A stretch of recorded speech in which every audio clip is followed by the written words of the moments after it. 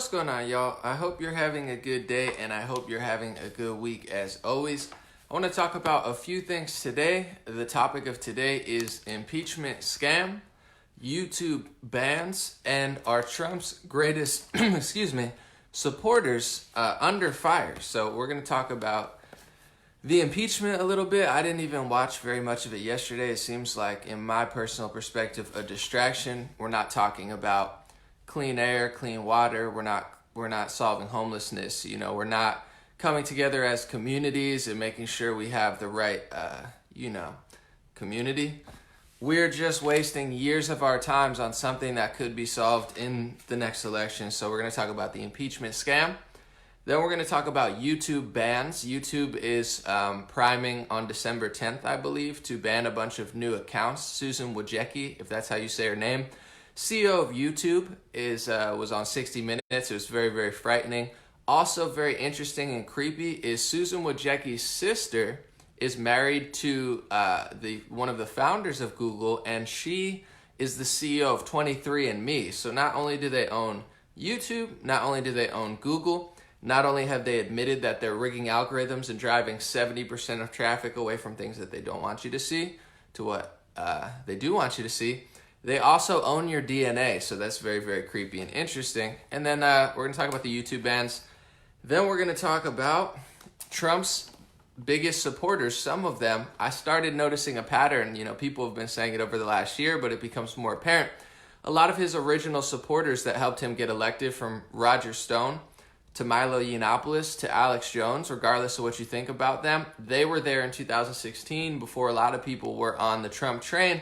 And they're either winding up in jail, getting deplatformed off social media, and having a lot of the conservative establishment turn against them. So we're going to talk about those things. Let's see what you guys are saying. People said I'm tired. I personally, you can do what you want, but I would tune out totally of the impeachment hearings. Unless you want to really subject yourself to that, but it's going to be like a cycle. And that's the thing I want people to kind of jump off of. I'm not trying to tell you what to pay attention to and what not, but we could be inventing things. We could be having a great time. We could be working with Republican senators to fix stuff. We could be working with Democrat senators to clean up homelessness, clean the air of Los Angeles, clean the oceans, to clean up San Francisco. There's a million things we could be doing, but Russia collusion was among a political attempt to oust a president. It was also a giant time waster. And in this world, there's nothing more valuable than time and energy. So them wasting our time and energy, which is in many ways a choice of ours as well, not Trump and the politicians, but us as consumers, they want to waste our time and energy. These people are gross. So it's not only are they trying to achieve something, they want to waste 2 years. And that's something we'll talk about in a second. That's something I see that Republicans, not the politicians, they have to fight, but the media. It's like the Democrats own most of the media, but they create the narrative, and then everybody lives in their world and acts like they're fighting them. But it's like, you don't have to talk about it. You don't even have to live in this world. Maybe Fox News can and such, but a lot of us on the fringes, as they say, we don't have to subject ourselves to this gross stuff. So I'm going to do a few shout outs. And real quick, I'm just going to put something in the comments. I probably won't even pin it, but I have a cameo. I think it's pretty fun for like the holiday Christmas season.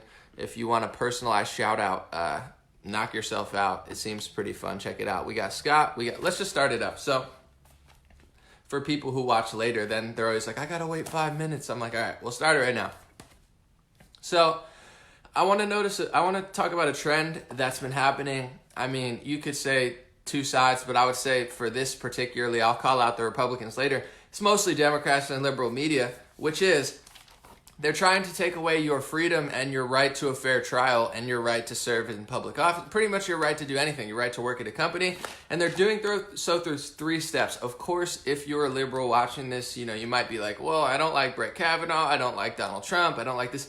Take your emotions out of it for a second. Take all of your preconceived ideas out of it and think about what they're doing, because politicians on both sides are going to lie to you and use your emotions to manipulate you.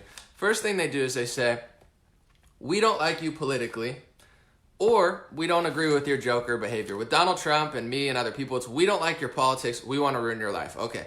For other people, Kevin Hart, whoever, we don't like what you said one time. You're done forever. Cancel culture. All right. The second step that they do, once they identify that you did something that they can't stand, whether it's politics or something mean you said, they say that you're guilty because of an accusation. And this is dangerous not because you don't like Trump or Kavanaugh. Think about what that means for the United States of America. One of the best features of this country, besides the fact that the law system is ridiculously broken, I'm sure it could be worse though, is you're innocent until proven guilty. Of course, the justice system has missed quite a few cases, but you want that innocence until you're proven guilty, or else anyone could just say you're guilty. I mean, you break up with your girlfriend or your boyfriend, and your boyfriend accuses you and says, she did this, and then you're like, he did this. That happens across hundreds of millions of people in the United States. Women lie, men lie, people hate each other, hundreds of people, millions of people, if you're famous, millions of people hate you. Millions of people love you. Millions of people somebody accused me one time. They're like, I dropped Anomaly off at his luxury apartment and blah, blah, blah. And I'm like, first of all, at the time I didn't live in a luxury apartment. I still don't. Second of all, I'm just saying the place I used to live was way worse. It was like a little crappy studio with like a bug problem. But he didn't even drop me off. It's like the dude fabricated a whole story. I'm like, I never even got in his car. And he said he dropped me off at like a mansion. I was like, dude, what are you talking about? I lived in like a crappy studio apartment with mold in it. But point I'm getting to is, they're trying to use Kavanaugh and use Trump and use impeachment and use people you don't like on the right to say you're guilty off of one accusation. You're guilty off of 5 accusations. 10. That's not what the court of law is, folks. It's not someone accused you of something. You have to show evidence. I can't just say, I don't like Nancy Pelosi. She spit in my face and slapped me in the face with a salami. Like, I'm not allowed. And, I hate Nancy Pelosi, so... that's got to be true. It's like, no, she sucks, but a lot of people are going to make stuff up about her because she sucks so much. So same if you don't like Trump or Kavanaugh. It's like, that's not how the court of law works. That's certainly not how impeachment scandals work. So that was the Kavanaugh situation. Outside all the emotions, it's you're guilty because we hate your politics, we don't like you, off of one accusation from 50 or 40 years ago. So that's a test to see how brainwashed you are into hating someone to what you'll give up. It's like, I hate Brett Kavanaugh so much, I'm going to say the status quo now is if one person that hates you says something from 40 years ago, you can lose your job. You laid it out. When that happens to you, no one's going to feel sorry for you. But now let's go to the impeachment. You think the Kavanaugh situation couldn't get any worse. Impeachment is worse than the Kavanaugh situation. Take out Trump, take out Adam Schiff, Shifty Schiff, take them all out of the equation. What do we have here? We have a bunch of people who hate Donald Trump who have no evidence. They don't even have an accusation. They have nothing at all. They might even have less than they had in Kavanaugh. They have people who are hearsaying. At least Christine Blasey Ford said, I was there. She might have not been there. She might have made the whole thing up. She might have not. I don't know. I'm not the judge. But it seemed flimsy to me. Point is, she said she was there. These people who are talking about Trump, they're admitting they weren't there. They know nothing. They didn't hear the phone call. They don't have any evidence. They're like, I don't even know. I just think this. And the one lady yesterday, she has videos of her saying, Trump Tower is so disgusting, or Trump Hotel. I had to walk across the street. I couldn't even walk near it. Does that sound like somebody who's fair and balanced, who's trying to tell you the truth? There's an old saying, hell hath no fury than a woman scorned. And, I'm sure hell hath no fury than the wrong men scored, emotional men scored too, but it's like, listen, folks, women know best. It's like, you don't want to cross the wrong woman. Hell hath no fury like a woman scorned. These women are scorned. Someone's got to love them. Give them a hug or something. But the point I'm saying is we went from I don't like you politically to, you're guilty off of one accusation or 50 accusations, which shouldn't even be true. Even if you're a top celebrity, 1,000 people could be wrong about you. 1 million people. That's, you can't do it off accusations. A lot of people don't like certain people. And then guilty with zero, they're admitting they have no evidence. It's insane. It's not even worth looking at. And it's like, if you watch it and notice trends and patterns, they'll call you a racist, sexist, xenophobic, anti-Semite as Republicans pass anti-free speech regulations to stop you from saying it. So it's like, I don't even want to listen. I don't even want to live in their world. I get the plot. You got a lot of people who hate the president, who want power, who are willing to get people to believe via media that you're guilty off of nothing, literally nothing. Like, did you see it? No. Were you, at least Blasey Ford was like, were you there? Yeah, I was there. It was a party. Hey, Sunderland, were you there? No. Did you listen to the phone call? No, I have no idea. Why are you doing this though? Oh, well, I think that in my brain. So my brain says to be here. And they're like, what an act. You're giving away your freedom to a fair trial. You're giving away everything. Every freedom that's great in this country, you're giving away. So please wake up, folks.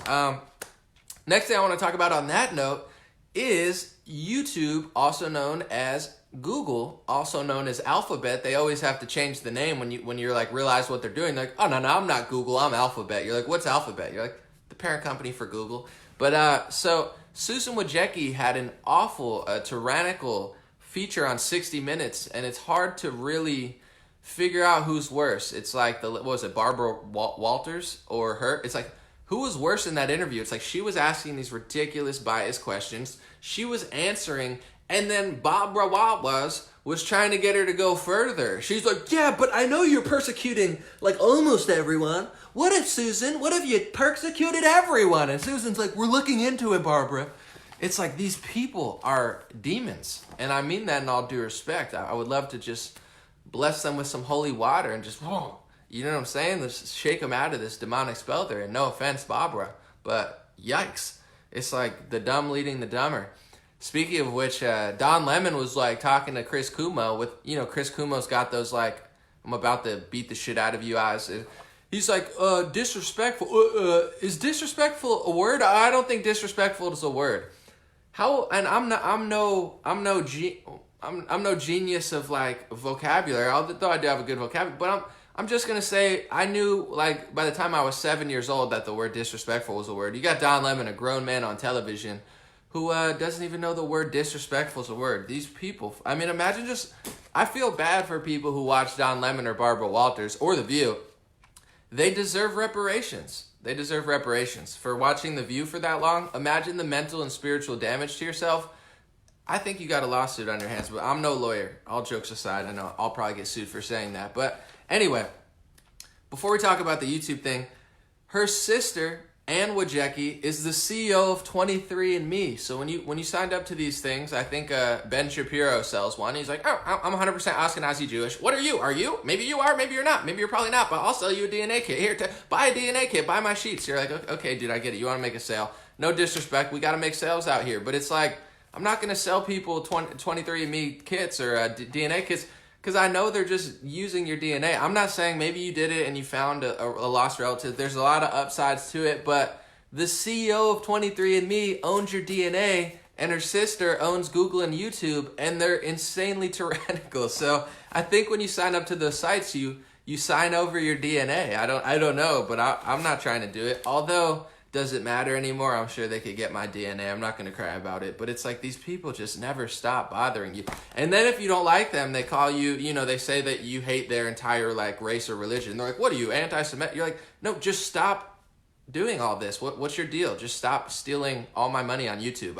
I'm not blaming everyone for it, but you keep doing it. It's very strange. But anyway, so recently they banned Owen Benjamin, and I'm sure they're going to ban dozens of others very, very soon. And I wanted to go to a thing real quick before we even talk about that I noticed of people who supported President Trump. I know I have a lot of Trump supporters here. And in 2016, before I supported President Trump, before a lot of people supported President Trump, 3 people really helped him more than a lot of others. I would say Roger Stone was his campaign manager. He basically, rumor has it that he got Trump to even run in the first place. So Roger Stone, helped Trump out a lot. He's going to prison.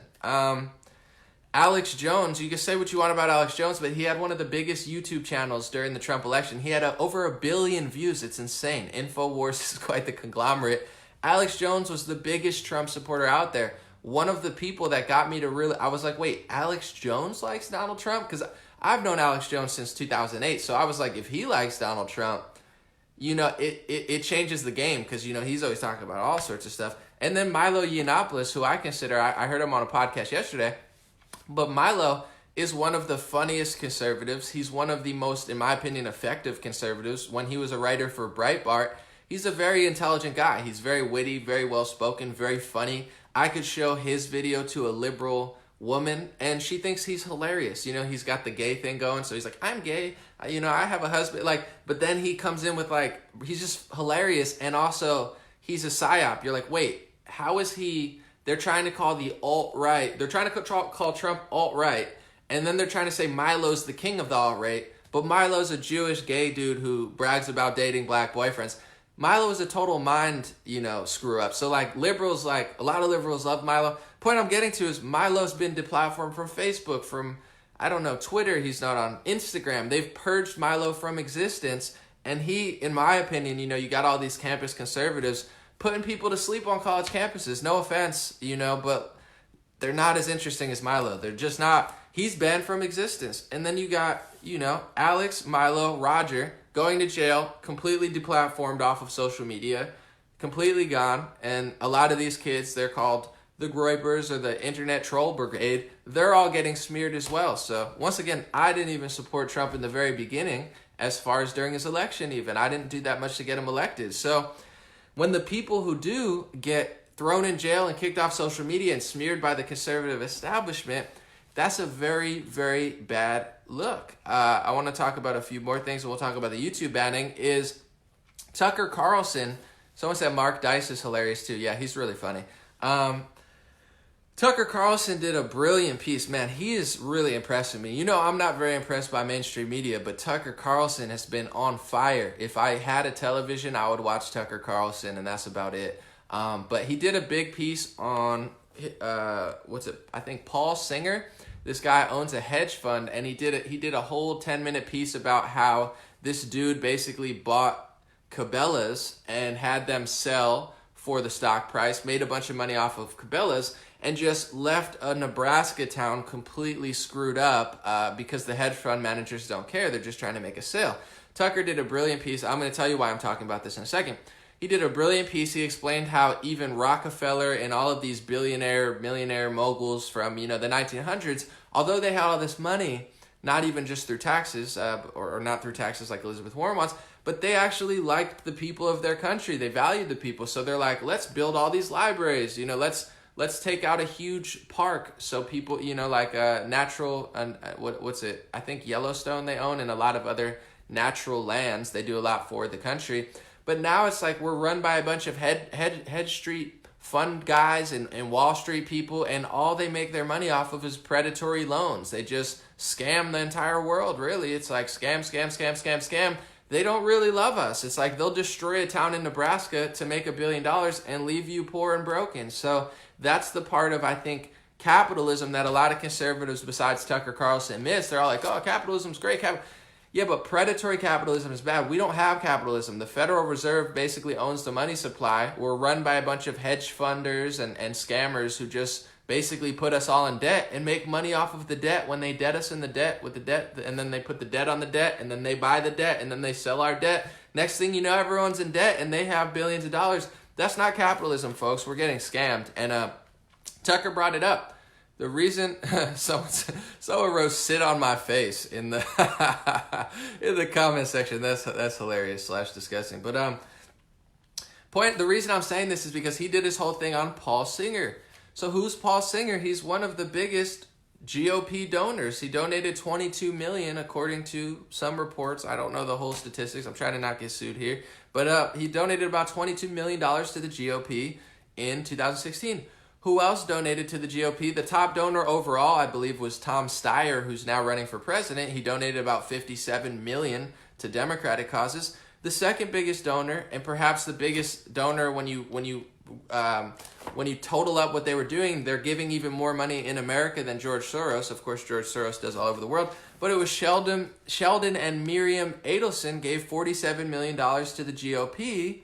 And the reason I'm saying this is, a lot of Republicans always talk about Soros, and you have every right to. And all these, you know, the Democrats are sold out. The Democrats are sold out.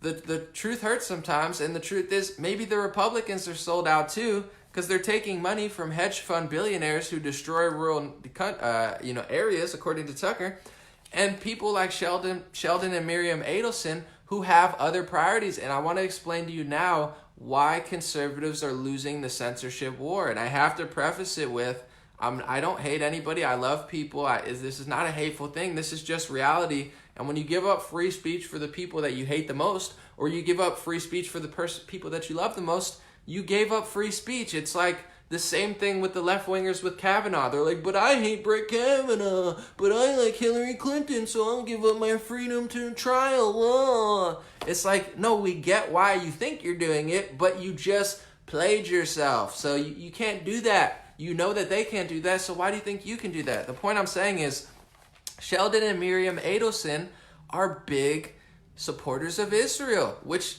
I don't care. I'm not crying, oh no, they like Israel. I don't care. That's fine. I've never, that's a funny thing. I get framed all the time as this like crazy guy. I've never once complained ever about any part of that besides not being allowed to talk to it. So Sheldon and Miriam Adelson are big Israel supporters. Such big supporters, it's coming out in Haaretz. I believe that's how you say it. I'm sorry, I'm not Israeli. I don't speak Hebrew, or I don't know how to pronounce Haaretz. Somebody from Israel, please correct me, because I probably embarrass myself. It's like when I talk French. I don't know what I'm saying. But it's a big Israeli newspaper. They've reported that you had the Adelsons like screaming at the Netanyahus. They're getting in a fight. Netanyahu, they're trying to basically, in my opinion, probably do what they're doing to Trump in Israel to Netanyahu. They're doing a whole, ooh, you did this, we got to get rid of you. We're going to charge you with this stuff. He did get charged. But you have the Adelsons, Haaretz reporting that the Adelsons screamed at Netanyahu, we're giving away money for nothing. We're giving away $50 million for nothing. So they're so knee-deep in Israeli politics and Israeli prime minister politics that they're saying they gave away $50 million. What might they be talking about? Maybe the fact that they gave about $50 million to the GOP. They bought the GOP. So when you wonder why Dan Crenshaw says, and I don't know for sure that this is what he's doing. I'm not trying to accuse people. But someone says, Dan, what do you think about the fact that Florida sold out the First Amendment for Israel and this huge, broad spectrum of what it means to be Jewish and what you can and can't say? I mean, it's a terrible bill. It has nothing to do with protecting Jewish people. It has everything to do with destroying free speech. He says, oh, you're just trying to cloak your anti-Semitism in the First Amendment. Is that because you're taking $60 million from, somebody who cares about Israel just as much as they care about America, if not more, maybe less, I don't know. But this is why I'm talking about this, because with all the YouTube bannings, yes, the left wing's taking away your free speech. Yes, the left wing is rigging the internet. Yes, the left wing doesn't care about free speech except for the people who actually are legitimate, who are now getting purged off YouTube too. All we have is the right, and the right doesn't care either. They're getting money from people who are destroying our neighborhoods, people who are selling our country out to another country, which you could debate on it, but then they sell out our free speech along with that, and then they smear you as an anti-Semite if you want to talk about it. It's ridiculous. There's something that's in common, I'm just going to say it, between people I love and respect, your Shapiros, your Pragers, your Dave Rubins, your Jordan Petersons, your Charlie Kirks, your Turning Points. All these people that they've taken the new wave of, we're the new conservatives, we're standing up for free speech, we're against safe spaces, we love the First Amendment, we're never going to let it go. They all agree on something. They all think that it's anti-Semitic to suggest somebody has dual loyalty. So if I were to say, Sheldon Adelson, the biggest GOP donor, maybe he has dual loyalty, maybe he doesn't. I don't know. I just think that might be a thing. All of them, these big gatekeepers of free speech who are making all these movies about how much they love the First Amendment and how it's the left wing taking it away, they would say I was anti-Semitic. I'm not anti-Semitic. What are you talking about? Jewish people know I'm telling the truth. Every time I talk about this stuff, my Jewish friends go in my DMs and they're like, dude, I grew up around these people. Trust me. No, literally, that's what my one Orthodox friend said when I talked about secular, liberal, Jewish people who are trying to coup President Trump. It was my Orthodox friends who were like, trust me, I know about these people. I grew up with them. And it's not to blame every secular Jewish person. I had Thanksgiving with secular Jewish people, literally. I'm just saying, trying to be funny, / say, you should be allowed to suggest that somebody who donates $60 million to the GOP, who has a huge interest in Israel, so much so that he's in the Netanyahu corruption case as a witness, you can't say the truth on the right wing. So why do you think I talk about this all the time? Do you think I'm hateful? Do you think I'm mean? Do you think I hate people? Do you think I'm a liberal in disguise? Or do you think I actually care about the First Amendment And you can't win when the left wing is slowly taking away your rights. And if you want to say the truth on the right wing, they banish you as well. And you think it's oh, Anomaly's crazy. I'm a real patriot. Roger Stone, he got President Trump to run. He's in jail. He's going to jail.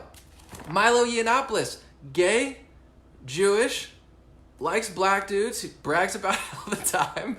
It's just hilarious. He's Jewish. Where's he? He's nowhere.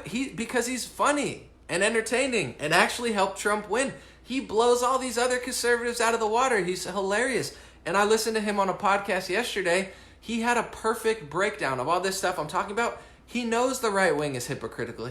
It's the right wing, not the left wing, that turned on Milo. It was the Reagan Battalion bunch, all these little establishment conservatives that got, he had a great point when he was talking to Jordan Peterson. Jordan Peterson said it's the left. He's like, the left doesn't affect me. The left has been lying about me forever. It's when the right turns on you, then you're screwed. The left hates you. The left thinks Stephen Miller is a white supremacist, although he's totally not. They think Trump is anti-Semitic Hitler when Trump is the most pro-Jewish, pro-Israel president in the world. A lot of Orthodox and Hasidics love the crap out of him. So do a lot of people in Israel. The left wing doesn't matter. Their whole world is just doesn't. There are left wing people who listen to me and say, Anomaly, I agree with some things you say. Thank you for being rational and sane. I know a lot of people on both sides aren't, but we don't care when the left wing hates us. It's when the right wing turns on you, like they did against Alex, Milo, and Roger, and a lot of these other kids who are supporting them. So you could think what I'm saying is crazy, but I'm trying to explain to you, it's illegal to say in certain places in Florida now the truth of what it's not a conspiracy theory or a hateful thing. It's a compliment in a lot of ways. It's like, whatever, dude, just don't stop. So this is what people really need to understand. It's all a circus in my opinion, as much as I've liked them in the past, to the Charlie Kirks, the Shapiros, the Crenshaws, and the Pragers. It's all a circus. And I think, to be quite frank, I think they know where they stand and they have enough power. We're going to go back to YouTube now. Myself, my friend Austin Fletcher, Flecka's Talks, and other people, there's people who are independent. We're doing millions of views, and a lot of other people are on the left wing. You have Jimmy Dore, Kyle Kulinski, and others. We're doing massive numbers, bigger than corporations, but we're independent. YouTube is turning against us now, but guess who they're not going to turn against? I know Prager says they're turning against him. They might be, but as much as they turn against Crowder, I'm just going to be honest, he still comes up in the top of the search ranks. So it's like if Crowder, I do think he got, temporarily targeted, but I know how YouTube works. They've bragged about taking 70% of traffic away from independent creators and shifting it towards authoritative sources. So on YouTube, Steven Crowder's an authoritative source. He can act and play the victim all he wants. I think he does get targeted sometimes, but he's an authoritative source. So as we're losing 70-80% traffic, Crowder's gaining that in many ways. So is Blaze TV. So is, Daily Wire. So is a lot of these other, and I'm not knocking it. I'm glad they're doing well. I'm not trying to take that away. But what I'm saying is they're destroying us. So there's a reason that they don't care about what I'm saying right here is because they're not going to be affected by it. They've gotten to the position of big corporation where they're like, yeah, I know I sold out free speech, but I'm going to get paid. So, it doesn't really matter to me. Same thing with YouTube. I'm like, well, I would like it if independent people were allowed to stay independent. They're like, no, you should just join, Anomaly. Just join Blaze TV or just join Daily Wire or join Turning Point, and then they'll protect you. You know what I'm saying? Don't try to stay independent because then they'll swallow you. I don't want to join them. I don't agree with them. They won't let me work there because I tell the truth. So I'm screwed. On YouTube at least. I've always been. But on YouTube, they're redirecting most traffic away from all of us to Fox News, to CNN, to Daily Wire, to these other places. And it really sucks. And meanwhile, they're selling out the First Amendment in Florida. They're saying it's anti-Semitic to say the truth, which is there's people who are buying our politicians that have dual loyalty to other countries, to other corporations, to other things, and have very little loyalty to the American people. And Tucker Carlson did a brilliant piece on that with Paul Singer, explaining how it's not like it was at one point where the people who had a lot of money actually, no one cares about anybody anymore. So when it comes to YouTube and the YouTube bannings, yes, Susan Wojcicki is a liberal. Yes, her sister owns 23andMe or 21andMe, whatever it's called. Yes, she's left-wing. Yes, she's prioritizing all the left-wing stances of, anything about the border is racist and xenophobic. Anything. One takeaway I had from there was she said, one thing we don't allow on our website is if you don't want to hire somebody based on their race, that's discrimination. That gets deleted. Susie Q, Susie, that's what affirmative action is. So, you can't hire somebody. That's literally what affirmative action is. So according to her own YouTube definition, affirmative action is discrimination, shouldn't be on the website. But they're such liars. And that's what I don't like on the left or the right. You could say all you want about the left. Yes, they're hypocrites, they're liars.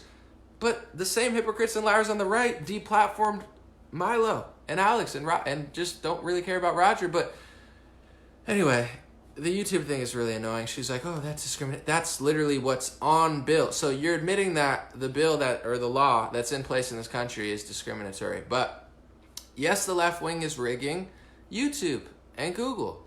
But guess what? As the left wing is rigging YouTube and Google, the right wing is passing speech bills and serving as a PR team for those people. How could that be? Let me explain again. I'm not hateful. I'm not judgmental.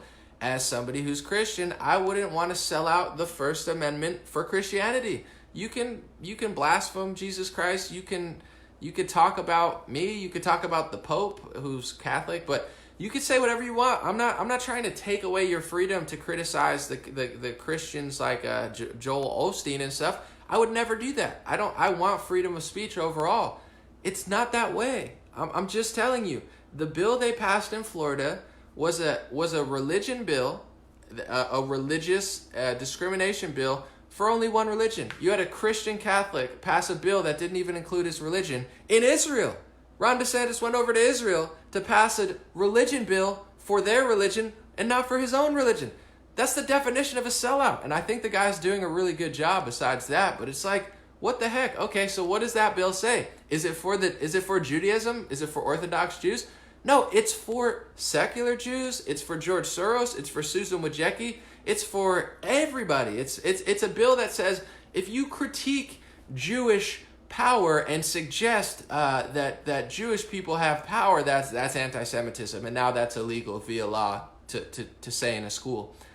Well, Susan and her sister are Jewish, and they own your DNA, and they own YouTube and Google. It's not to blame the entire race or religion, but that's just a fact. So now, if you were to say anything about them, they could say that's anti-Semitic. When Trump or anybody talks about George Soros, they say that's anti-Semitic. When Trump talks about, what's his name? Adam Schiff, they say that's anti-Semitic. If you look at all of the three horrible people who testified yesterday, all the ones who were terrible, they were all Jewish. So has almost everybody who's testified, from Sundlin to the woman. They've been 95% Jewish testifying against Trump, including Schiff, including Nadler. I mean, Nancy Pelosi's a slurring Catholic who's a disgrace, but it's like, which I think is funny to say. Hopefully that's not anti-Catholic, but it's like, you might not be able to say, I'm not even talk about their religion. You could just say, hey, Google's being corrupt. And they could say, oh, are you being anti-Semitic? You're like, no, I don't. It has nothing to do with your race or religion. I'm just saying, like, you have my DNA and now you're rigging the search results. Well, it was Republicans who passed that bill. So as they're deplatforming you, as they're throwing Trump supporters in jail, as they're ruining people's lives, the right wing is selling out your free speech to protect those people because most of them happen to be Jewish. To me, it's not a mean thing. It's a compliment. You're doing very well. Like, they're like, it's an anti-Semitic. It's illegal in a Florida school now, thanks to Ron DeSantis, to suggest that Jewish people have power in banking and media. I mean, this crazy conspiracy theory. It's not a conspiracy theory. It's a fact. I don't know what people want me to say. If they were all Muslim or they were all Catholic, I would say they all are. And it's not everybody, but who owns CNN? Who do they employ in large numbers? Who owns the parent company who owns CNN? Who owns that? I mean, I'm not here to tell you the facts. You can look it up yourself. Just go to Wikipedia. Every time someone testifies against Trump, I just Wikipedia until they take it down because I realize what they're doing. Okay, who cares? I'm not being mean about it, but you can't even say that. If it was 90% Muslims or 85% Muslim, they act like it's not happening. They're like, dude, that's a crazy theory that Jewish people know they're doing well in banking. Not all of them, but you think Goldman Sachs doesn't know Jewish people are doing well in banking on average? Like it's a big surprise to them? Or you think hedge fund managers, you think Paul Singer doesn't notice, or Sheldon Adelson doesn't? They know. Everyone knows. It's not a big deal. It's only a big deal if you make it a big deal. So the point I'm saying is, now if you criticize CNN, there's a bill for that in a Florida school, maybe talking about, the CNN of the CEO of CNN, maybe that'll, because the bill they wrote was broad. And that's the thing about the First Amendment. There's a reason even Noam freaking Chomsky used to know this. And people look at me like I have 11 different heads. Oh, Anomaly, you're always talking about that bad stuff. I want free speech. If it was being sold out for Muslims, I would say it. And in many cases on the left it is. But you got 50 million people talking about that. I get it. But who's doing that? Who wants to cut down on Islamophobia online? Who's calling for Facebook to completely rig their website? It's Sacha Baron Cohen at the ADL. What's the ADL? It's the Anti-Defamation League. Is a totally anti-free speech organization that apparently, you could look up their history, was made in 1918 to protect a pedophile, possibly. That's why their whole existence created, or one of their first missions, was to protect a Jewish American who was a pedophile. And now their whole mission, they claim, is to protect against anti-Semitism, but what they do is Islamophobia. They do it all because they're secular, liberals who don't care about anything. They don't care about free speech. But my concern is, why is the right wing selling it out now? And none of them will talk about it. And I'm telling you, I just went on a podcast yesterday with my buddy. It'll be around soon. I'm talking on the podcast, and these are my friends. I love them to death. They're conservatives, and they don't even care. But they're like, well, shouldn't we just stick together? Stick together under what umbrella? Under the umbrella of selling out the First Amendment? This stuff is annoying. It's like, well, as long as I have money and power on the right wing, then I guess selling out we should all just be like me and sell out the First Amendment together. It's like, how about you sidestep an inch and say, I love Israel, I love Jews, I love everybody, so do I. I'm not going to sell out the First Amendment because it's going to work it's going to work against you. And that's what they've done there. And they did it as far as a year ago, under the guise of Ilhan Omar. And I tried to talk about them, and everybody looked at me like I have 50 million heads. I said, guys, she said AIPAC, it's all about the Benjamins. And they said that's anti-Semitic. Go to their, I could play the video for you now. Go to AIPAC, AIPAC, go to their Twitter. Their Twitter's bragging about it. The top thing is, we've been lobbying politicians for decades. They brag about it. President, every vice president, every Democratic leader, this is the only place you're ever going to find Nancy Pelosi, Chuck Schumer, Mike Pence, Donald Trump, McCarthy, and Pelosi. The only place you're ever going to find them under one roof is at AIPAC. They lobby our politicians and they brag about it. It's not anti-Semitic, it's a fact. And I don't like Ilhan Omar, she's awful. But I'm just saying, once you give up the truth and you give up free speech, you have nothing. And now we have nothing. Now we have YouTube deleting people off of YouTube. You have Google rigging, socially engineering their search results. You have this impeachment circle where they're just running in circles and saying, oh, and then you have the people on the stand, like whatever, Yovanovitch or whatever, she's saying that any talk about George Soros is anti-Semitic. And then you have all of the conservatives, it's one big circus. You have them say, that's not anti-Semitic. What are you talking about? Of course it's not. Then why did you sell out your own freedom to say it in a Florida bill, you idiots? So it's all just a big lie. And then you have Dennis Prager and all his friends dropping a video, no safe spaces. It's basically just Antifa promotion. You might as well sign them to your news network. You promote them more than the left wing does. I never talk about Antifa because I don't promote things I don't like, okay? I know how it works. That's how Trump got elected. That's how the world works. So if you don't like something, they might as well be recruiting agents for him. They're like, we're going to talk about Antifa, and everyone's going to be like, oh, great movie, Dennis. Man, you really stuck it to the left. They're not sticking it to the left. And a lot of them don't care because they're prioritized accounts on YouTube. So when Milo Yiannopoulos gets banned, they don't care. Half of them wanted him banned anyway. He was too funny and entertaining. When Alex Jones get banned, They don't care because now they're getting all of Alex Jones's traffic and they can call him a crazy conspiracy theorist. When Roger Stone goes to jail, they're not happy about it, but it's not them. They don't care. You know, when all the kids who voted for Trump are getting smeared, they're the ones smearing them. I don't even get bad press like that, and I didn't even vote for Trump. I don't deserve bad press, but it's like right-wingers are smearing kids who voted for Trump. And then they just act like they're fighting the left. You're not fighting the left. And I'll say this on 1 million live streams straight until people understand what I'm talking about. I'm not hateful. I know people who donate $1 million to Israel who agree with me. They invited me to Israel next year. I don't really want to go, but I'm just saying there's nothing anti-Semitic about standing up for the First Amendment. There's nothing racist or hateful or mean about understanding that the biggest GOP donors are Sheldon Adelson and Paul Singer, and you bet your bottom dollar, I guarantee you a lot of these politicians, if someone gave you $57 million, maybe you'd sell out the First Amendment too. Maybe you'd just be like, oh, any criticism of Israel is anti-Semitic. He passed the bill in Israel. There's never been a Florida bill passed in another country. Imagine he went to, and I'm not trying to make moral equivalences. I know a lot of people here. I'm just saying, imagine he went to Iran or Saudi Arabia and passed an Islamophobia bill. No, a religion bill that didn't include his own religion. That only was Islamophobia.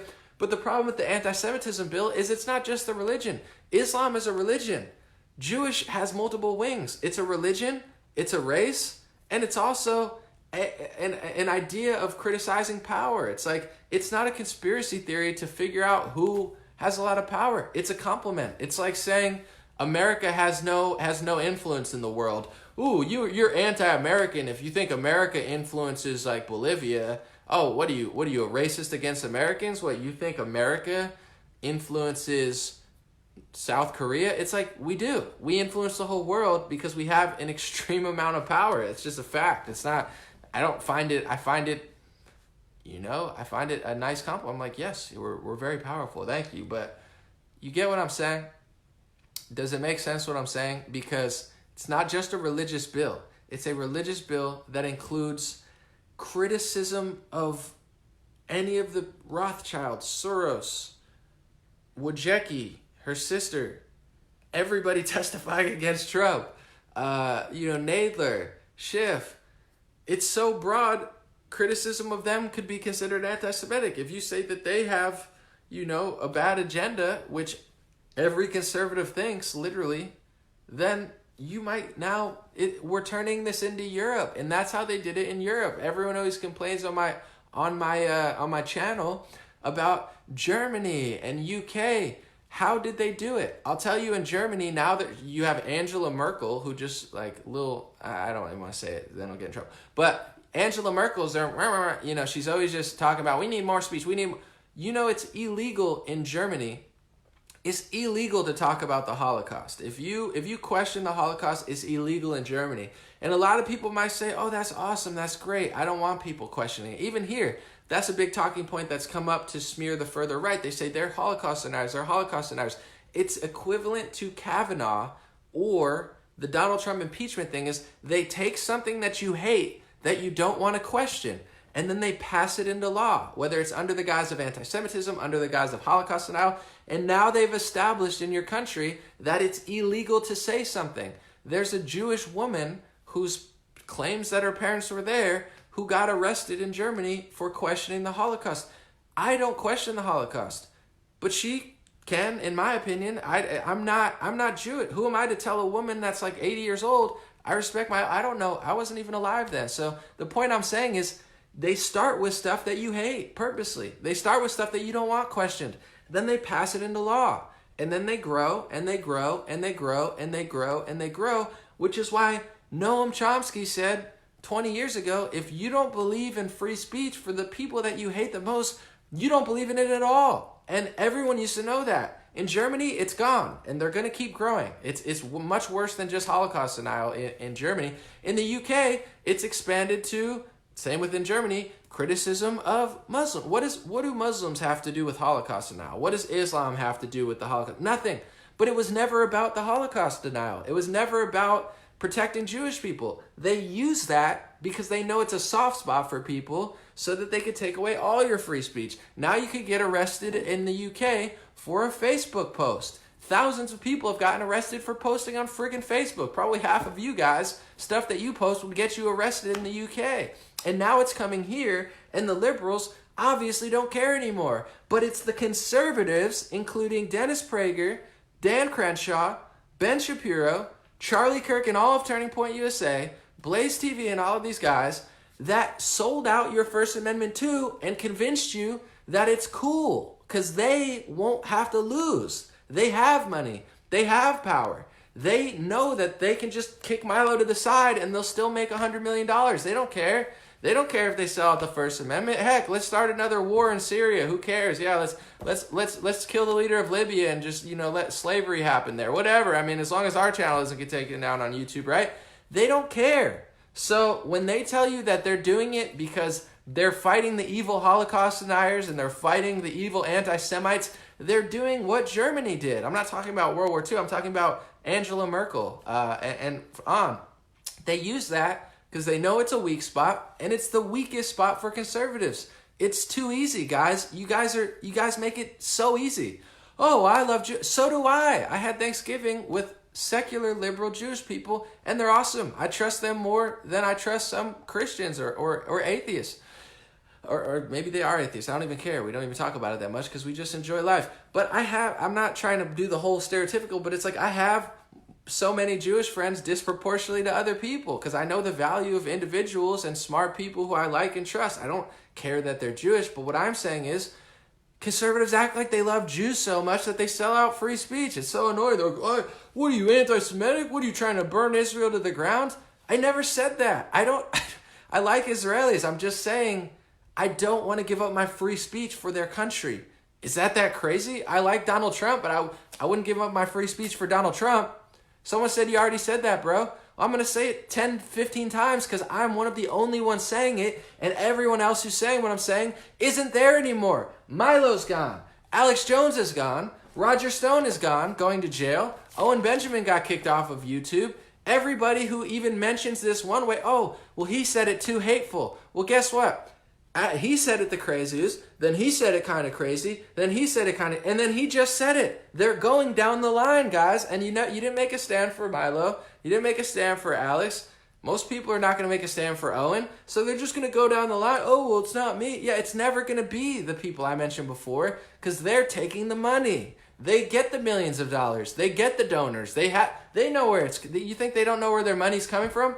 They just care about power and money more than they care about free speech. And I know, read any sort of genocide in history, including the Republicans' favorite one, the Holocaust. Read about it. Read what they did. Read about their speech regulation. You can read about the book burnings. You could educate yourself on it's what they're doing here. So read about the Armenian genocide. They rounded up the intellectuals. Sound familiar? They got all the smartest people and then killed them. Luckily, we're not getting killed out here, but they've digitally rounded up the smartest and best people, thrown them to the side, and all the conservatives are like, well, I love Jewish people, so it's cool. It's like, so do we. Milo's Jewish. You guys don't give a shit about Milo. Laura Loomer's Jewish. She got kicked off of Twitter for some BS lie. What she said on Twitter wasn't even bad. She literally just said like something totally wasn't even the craziest thing she's ever done, and they kicked Laura Loomer off Twitter. She's Jewish, you don't care. Half these people just, oh, well, Roseanne got her TV show taken away. She's Jewish.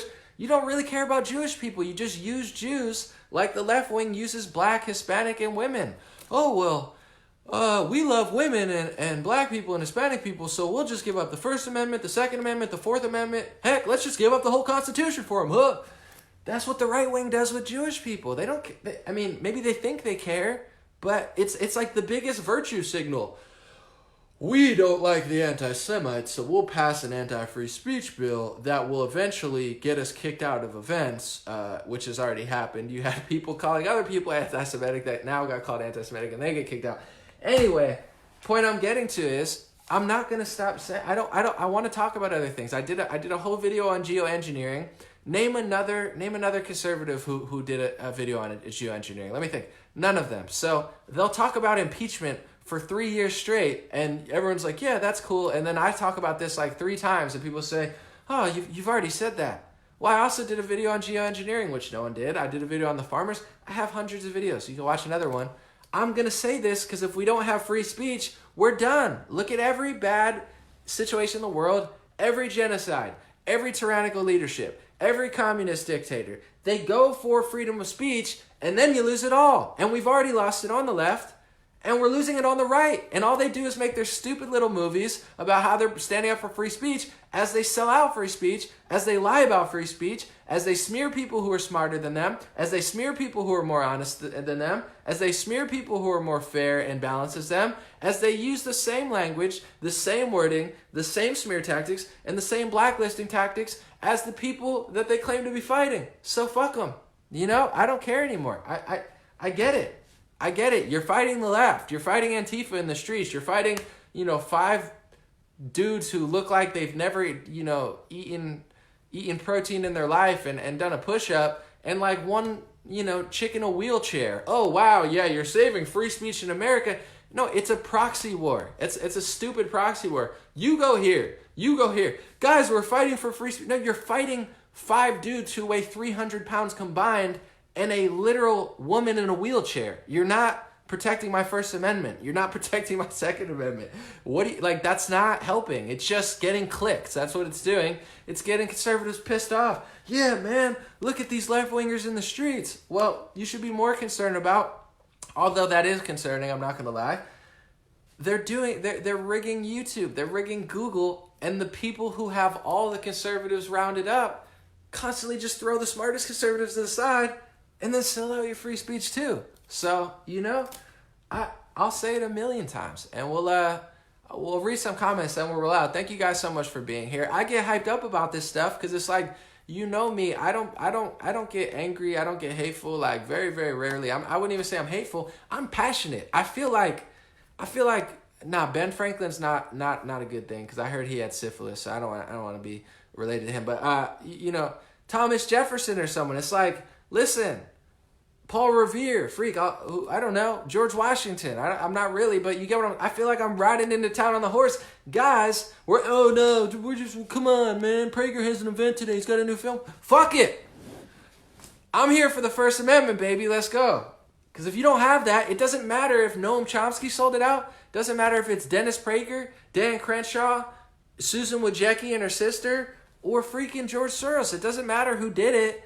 You lost it, and you gave it away, and we already don't have it on a digital front, and now the people who are supposed to be fighting for us are selling it out. Donald Trump called everything anti-Semitic 15 months ago. Oh, that's anti-Semitic. That's anti-Semitic. I'm Donald Trump. I love Jewish people. I know you do. I love you for it, buddy. You love Israel. You love Jews. That's awesome. But now you're getting called anti-Semitic because everyone trying to kick you out of office happens to be that. And your people are selling out our free speech to even talk about power. I don't care if it's the Pope. Talk about the Pope, damn it. Oh no, you're anti-Catholic. You can't. It's a conspiracy theory to say that the Pope and the Vatican has power. It's unclear how much power they have, but clearly they have some power, and you should be able to talk about it. It's like ridiculous. Paul Revere's back. Someone said, "LOL, I didn't know Ben Franklin had syphilis." You learn something every day. I'm not sure if that's true or not. Google it or DuckDuckGo it. I think Ben Franklin has syphilis, but I'm not quite sure. And I love these people. You get what I'm saying? I love the Pragers and the Shapiros, but it's like if you're all going to lie in unison and throw the best people to the side, then bring it on. Bring it on. Cuz I'm not hateful, I'm not angry, I'm not racist or xenophobic or blah, blah, blah. See, they turn into left-wingers real fast when it's like as soon as you say something they don't want to hear, they're like, "Oh my God, you need to." It's like, shut up. Someone said, "Could you imagine John Wayne in this day and age?" They're already writing articles about how he was racist or something. It's like, someone said, "Please speak slower for senior citizens." Someone said, "Please speak slower for us senior citizens." Listen, senior citizens, get out your chairs unless that's bad for your health. We need to go faster and louder, seniors. I know you're used to slow. You know what I'm saying? Bingo. I play with my grandma sometimes. G52. No, we're going fast tonight, seniors. So all my senior citizens, we're getting hype. We're getting fast. We're getting loud. We're getting strong. We're getting our feeling back. You feel like you could just pop up out the seat and run a mile, a 5-minute mile. That's what we're on today, seniors. I'm sorry, you might not be able to get every word, but you feel the energy, you feel the passion, you feel the truth, you feel the Holy Spirit flowing through us. So everything can't be slowed down. Some things are slow, some things are fast. Today's fast, so let's go, seniors. We got to go, go, go, go, go. Eat your food, eat your soup. You know, I love bingo too. That's a fact. I love high stakes bingo. Play, win. I don't like cruise bingo though, because they rake the pot. They charge you like $100 on a cruise for a bingo sheet. They're like $100, and then you win, and they're like, oh, you won $150. You feel me, seniors? How am I gonna put $100 into a bingo pot, play with 100 people, and then win $160? That's a damn crime. I'm not playing bingo on cruise anymore. Oh, you won $160? Yeah, but I put in $100. I won $60, and the pot is like freaking, over $10,000. Some bullshit. You know what I'm talking about. And if you don't, then you don't. And if it's too fast, you can't win them all. Can't win them all. Melissa gets it. Glenn gets it. How do we stop legislation that kills our free speech? That's a good question. It's by doing, and here's the thing. I'm going to just say it because I mean it. If I didn't mean it, I wouldn't say it. You got to do what these kids are doing at the Charlie Kirk events. I know some of them are mean. I don't know if you guys know, just a backstory. Charlie Kirk had a culture war turning point thing, and he expected to just talk to the left wing. She's like, I ain't like socialism. Socialism sucks. And everyone's like, and then someone's like, hey, how come you're selling out the free speech for Israel? And he's like, you anti-Semite. Like, he didn't know how to answer. I'm not saying these kids are great. I'm not saying, I can't speak for all of them. Some of them are mean. Some of them are hateful. I disagree with some of them on some things. But that's how you do it. You go to right-wingers and you ask them the truth. After all this stuff surfaced, Ben Shapiro, Kirk, Blaze TV, all of these big right-wing conglomerates, they smeared these kids. They called them Nazis and all this stuff. But they moved their position. So they they tried to smear everybody, but then they moved their immigration position because of also the help of Michelle Malkin and Tucker Carlson. So the way you do it is by not being like these people who care about money and power more. But Anomaly, don't you just... No, I don't want to go to your dang rodeo if there's no free speech there. I don't want to be part of the club unless there's free... The whole point of being conservative is conserving things. If you can't even conserve the freaking first goddamn amendment, then no one wants to go to your freaking party anymore. That's why you're getting booed. Well, but we have power and we have money and, we feel good about... Fuck it. No, I don't. So that's how you do it. You go to these events, you talk to people like Prager, you talk to people like Shapiro and Crenshaw and all these people and say, listen, I like what you're doing. You don't have to act like these little kids. They're a little mean and rude and they don't frame their questions. But it's like, listen, go to the event and say, hey, I'm a big fan. I appreciate what you're doing. Sheldon Adelson donated, $57 million to the GOP. And then you guys pass this anti-First Amendment bill that includes Israel. He's in the Netanyahu case. And then you say it's anti-Semitic to say dual loyalty. And you just say, because a lot of these kids are hateful and I don't agree with that. But it's like, just say, listen, I'm not anti-Israel. I'm not anti-Jewish. But it's like, why are you selling out the First Amendment? And then see what they say. And the more people who do that, here's what people don't understand too, is a lot of these people, they don't have values and morals. Like, of course, we all evolve. We all change when we learn the truth, which is awesome. But some of them just go where the money is. They go if you cheer them on, they'll never stop. But if you're like, what are you doing? And they did that to Crenshaw. One of the best questions is he asked Crenshaw about the Florida bill and other things. And dude, Crenshaw said, oh, you're cloaking your anti-Semitism in the First Amendment. The First Amendment's not a cloak, bro. That's like saying, hey, Dan, how come you sold out the First Amendment for Islamophobia and you just made all these weird laws? And he says, oh, you're cloaking your Islamophobia in the First Amendment. These people, a little. What do you feel? How do you feel about that, senior citizens? I'm throwing things around. So It's a very simple answer. It's just go to their events, talk to them, and say, hey, I love what you're doing, but free speech is free speech. You can't do that. And they're doing it for multiple reasons. One, like, I know you think it's only the left wing who gets money, but they're getting a lot of money. They're getting millions of dollars, hundreds of millions of dollars from people who love certain things. Also, they are in echo chambers. You know, like when I talk to, I'll tell you another thing too, why I'm so passionate about this. Where I learned this stuff is from some people that people would consider mean and bad. But I'm a big boy. I can watch somebody who I don't agree with completely and learn something. I watch progressives. Sometimes it's Kyle Kalinske or Jimmy Dore, although I disagree with them on 90% of stuff. Sometimes they teach me something, and I'm like, oh, I never would have heard that if I listened to the right-wingers. So a lot of these people who I learned this stuff from, they're getting deleted off YouTube. And it's the left wing deleting them, and it's the right wing who want them to go. Trust me, they don't care if we stay or not. We're a threat to them because we're more honest, we're more funny, we're way more entertaining. You think I can't impress a crowd? Listen to me now. This is more interesting than anything Turning Point's done in 3 years since they had Candace Owens. I'm not being mean. That's a fact. And facts don't care about your feelings. It's like you think they shouldn't be it's mean what they're doing. They're putting kids to sleep on college campuses. And my thing was when they sold out the First Amendment. You want to put kids to sleep on college campuses?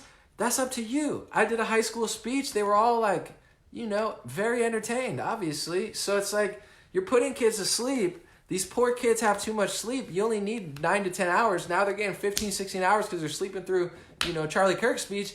And then you sell out the First Amendment. If you're just going to put kids to sleep, put kids to sleep. That's fine. I'm not going to cry about it. But if you're going to sell out the First Amendment, I'm going to be Paul Revere. Gallop, gallop, gallop, gallop, gallop. Wake up, folks. Literally wake up because they're asleep. Wake up.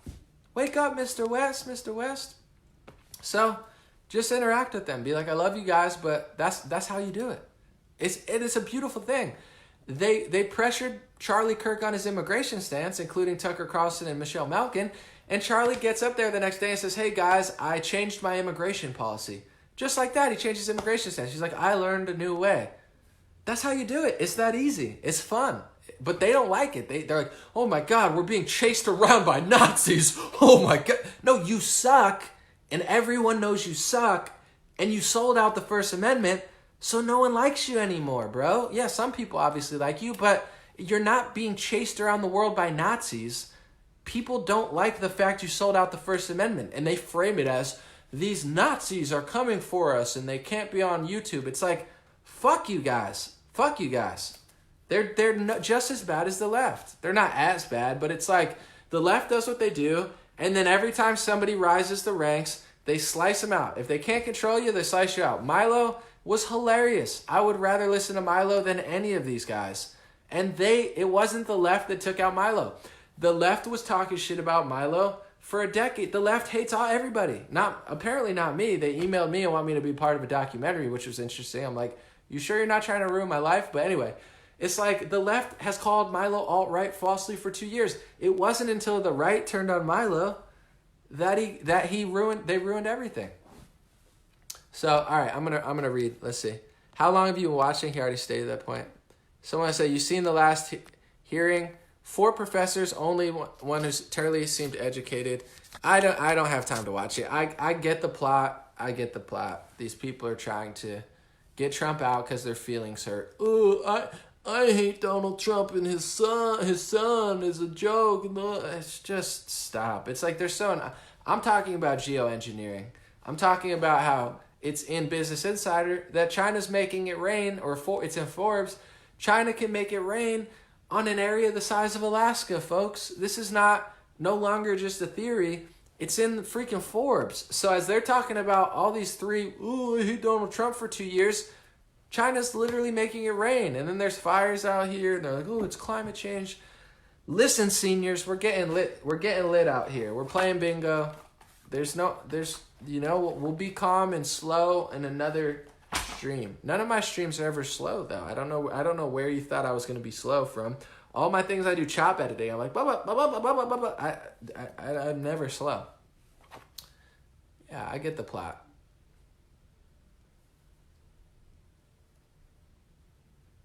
Someone said we got to be united, not divided. We do, but here's the thing that people are missing. I'm not uniting under a political party that doesn't stand up for the First Amendment. There's nothing to unite under. So they have to change and we can unite. But they only change for the left. They want to just be like the left. No one likes you on the left. It's okay. I'm not uniting under a false guise of freedom. So we can unite, but they have to admit that they're wrong. And if not, I could care less because the truth is on my side. And when you have the truth on your side, you have power. You feel this energy. They don't have this energy. They're running. They can't figure out where to hide because there is nowhere to hide. This is the truth coming, baby. It's bingo night. I got 20 seniors behind you. You better duck down. But the point I'm getting to is we can unite, but we can also debate. It's pathetic when Cory Booker's like, guys, let's not debate the real issues here. We got to beat Trump. Be quiet, my man. You get what I'm saying? It's like, we want this to happen. The left made us think that we have to do two sides. We are fighting them and we have to unite. Fuck it. That's a whole false framing. We need the farther right to debate the moderate right and have a conversation. And the best ideas are win. I doubt somebody on the far right is going to be like, oh, you know what? I'm mad at Charlie Kirk. I'm going to vote for Cory Booker. Or like, you know, an Elizabeth Warren fan's going to be like, oh, Joe Biden hurt my feelings, so I'm going to vote for Trump. That's not how, no one really does that. Unless, you know, maybe people flip-flop and stuff, but we need a discussion. This is not we need to be united as a country. What does that mean? We stop fighting with the left? Oh, we need to be united, so let's just give up everything to the left because we need debate. All right, what are we talking about? Let me see. Del Taco or Taco Bell? I'm going to say neither of them, but I will say I stopped eating Well, I barely ever eat fast food, but I stopped ever eating Taco Bell because I ate it and I had a horrible nightmare and I just thought the food was all screwed up. But I had it once and I didn't have a nightmare, so I may have it like once a year now, but I don't know. I had a bad nightmare with Taco Bell, so I don't eat foods that I have nightmares the day of. That's true. Whoa, live anomaly. This is a first for me. Oh, thank you, Thomas. Appreciate you. Wish I had water here. I'm getting a little hoarse, but it's the season of standing up for the First Amendment. But anomaly, why don't you just sign to one of them? And no, I like the First Amendment. Yeah, but let's just no. I want freedom of speech. Yeah, but don't you think it's bad optics? I want free speech. No, but don't you want to get booked at that? No, I want free speech. Well, you said it 5 times. I know. I want free speech.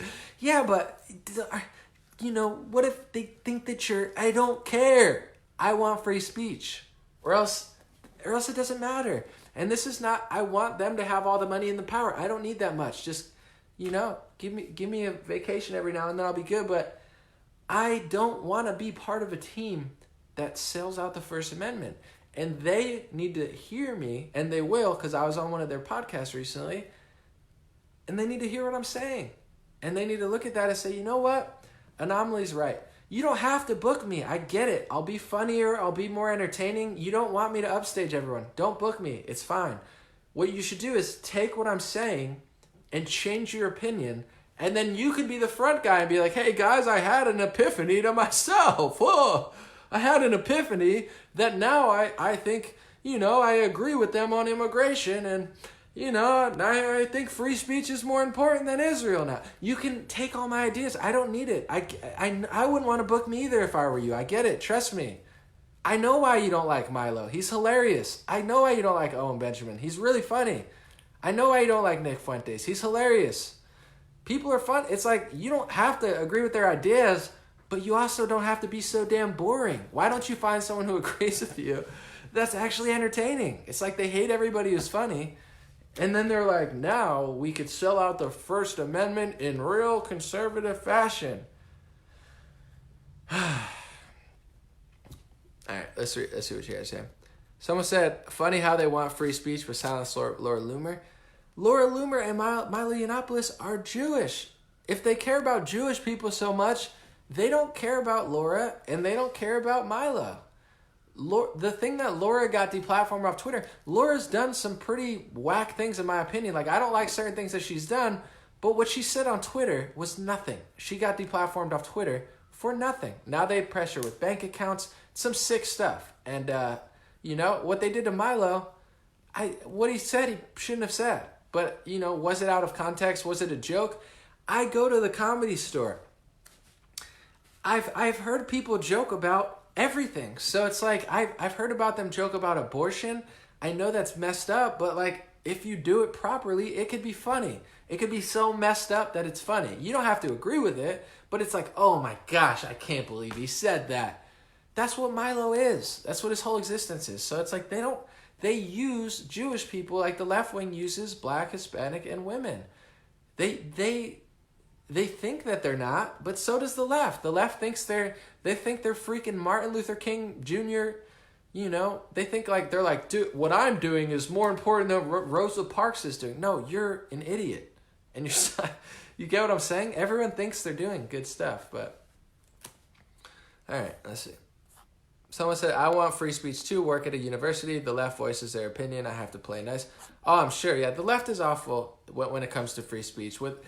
But that's kind of the game we're playing. You need people like Milo to beat the left. I'm just saying. When I saw Milo on CNBC, it's a great interview, 2016, before Trump got elected, Milo. I showed it to a liberal woman who hates Trump. I showed her Milo's video. She thought it was hilarious. I said, he got kicked off of Twitter and like Facebook. She said, why? I don't get it. He's so funny and honest. And I was like, they said he was a Nazi, even though he's Jewish. And they're like, what? They said he was this and that. So it's like, he was a great red pill, for a lot of liberals. We can win the culture war, but not how they're trying to win the culture war.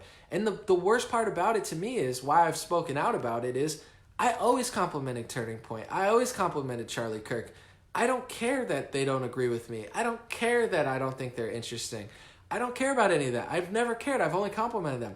I care that they've blacklisted the people who are actually better than them. They've smeared everybody who's more honest than them. They're working to destroy everybody who tells the truth. And they've sold out the First Amendment.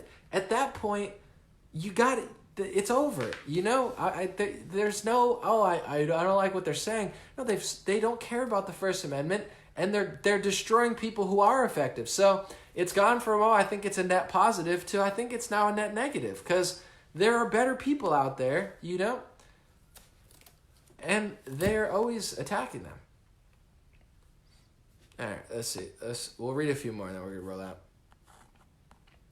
How's your relocation going? I'm just living in the present moment right now. I'm too heated up. I'm not even thinking about that. Someone said, Ted de Blasio said it best, everyone has a price. I don't know about everyone, but most people. You have to understand too, this is politics. Like, I don't like politics. I've never liked politics. I still don't like politics. I don't want to be in politics. And you should run for office. No, I'm going to run from office. I want to be nowhere near these people. So there's people who've been doing this for 10 years, but just because you like Trump, you assume that they're like all great. It's like half of them don't even like Trump. They're just using Trump. And everybody's using Trump one way or another. The liberals use him for attention and clicks. The right wing is, he gets fundraising and stuff. I get it. I'm not saying like don't take advantage of a good situation, but a lot of these kids, like, you just think because they're talking about Trump and conservatism now, oh man, they must be so it's like, I don't know. They're in politics. They've been in politics for a decade or 5 years or 4 years. So I'm not saying they're not, but it's like, look at Congress. Most of them, besides Rand Paul, I don't know if I trust any of them. Like, I think Rand Paul will put, his ideas over money. But I don't know how many people, even Tulsi Gabbard, I think she has done a lot of good things in the sense of she wants paper ballots. She's exposed the fact that the United States is giving taxpayer dollars to terrorists. Tulsi, although she's left-leaning in her policies, she's done some very impressive stuff for America, I have to say. But even her, I feel like she'll flip-flop based on what's popular, When it was popular to say that gay marriage is a state right, not a federal right, she said that. Now she apologizes for saying it. So it's like, maybe you evolved, maybe you learned more, or maybe a lot of politicians just do what politician is. You know, where have I been? I'm around. You know, I'm doing podcasts. I'm doing 2 podcasts this week. I'm going to be on Slightly Offensive podcast, and I'm going to be on Ralph Retort or something. I forget the name, but all right, sorry. We'll really answer 2 questions now.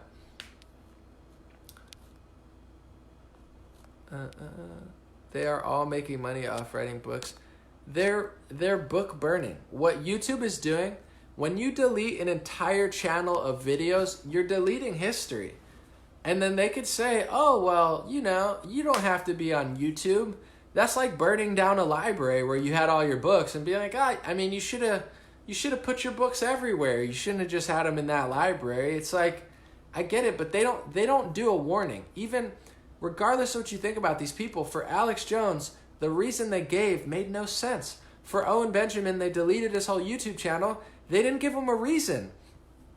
Even if I hated somebody and I thought somebody on the left wing was the worst person in the world, I would, if I ran a company, I would be like, listen, we got to warn them, make sure they can get their own videos, tell them why we're doing it, tell them why it makes sense, let them get their videos, and then we'll delete their channel. They don't even do that. They steal your money, literally. They take money that they owe you, they take it back, they delete all your stuff, and they don't give you a reason. They're burning books now. That's modern day book burning in video format, and just burning it to the ground and not even telling you why. Imagine them burning down your library and be like, you should have put them somewhere else. You're like, yeah, but at least tell me why you burned it down. No, just cause.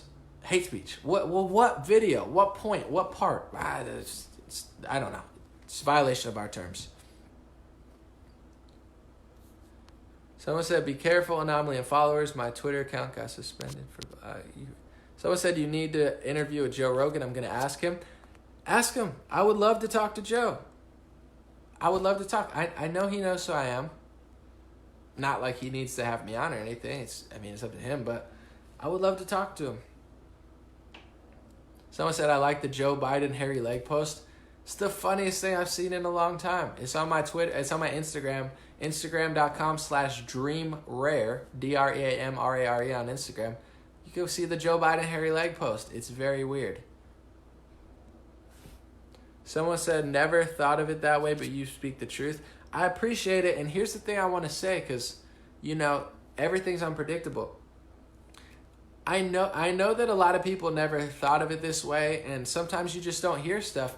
But the reason I started kind of combating with a lot of these conservative gatekeepers, I've always been nice. I don't care that they don't book me for events, although they should. They're very boring, and I'm very not boring. But, you know, and I do music, and they don't.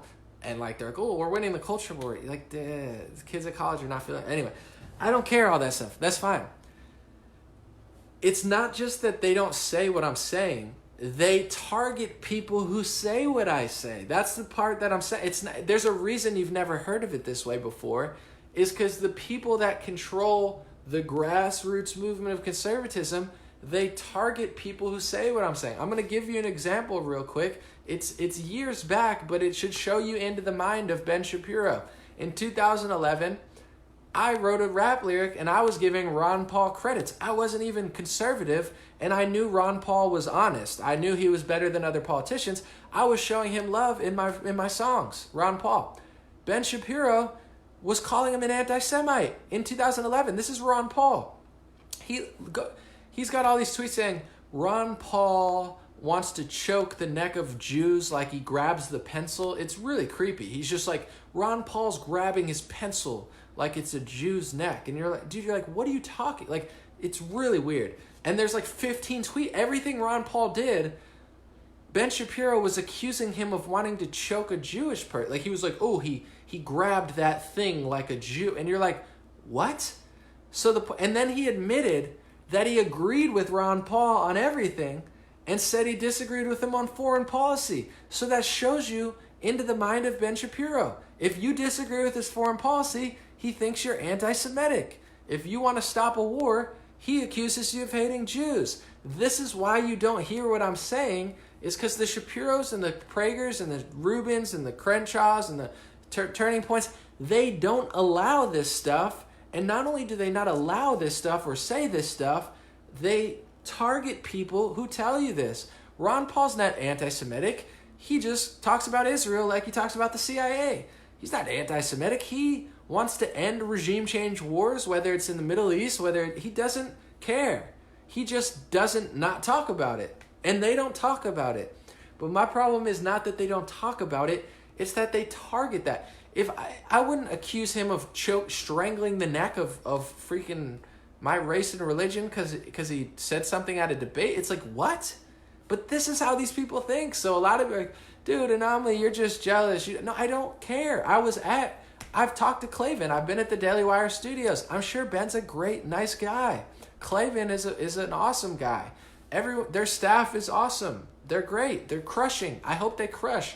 I don't think it's fair that liberals are targeting them. But they don't allow... The reason you've never heard it the way I'm hearing it is because as the left wing is rigging and socially engineering Google and YouTube to make sure you never hear what I'm saying, the right wing is doing the same thing. They're doing the same exact thing. They just have less systemic power.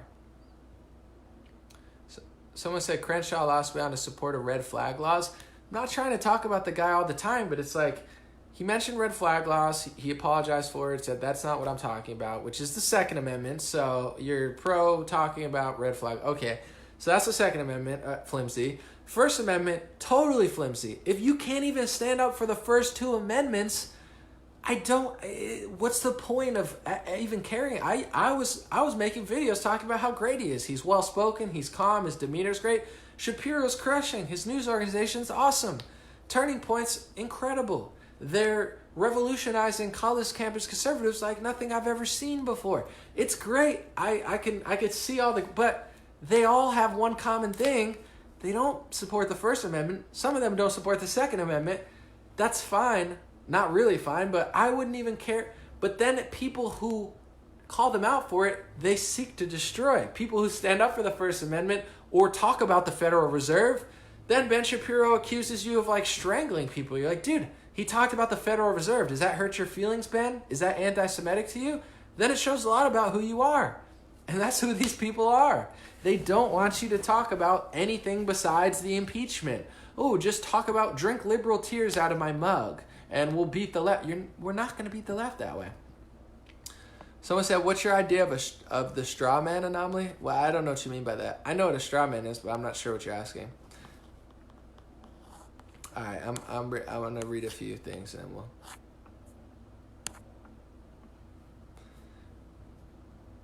All right, we'll actually answer some cues.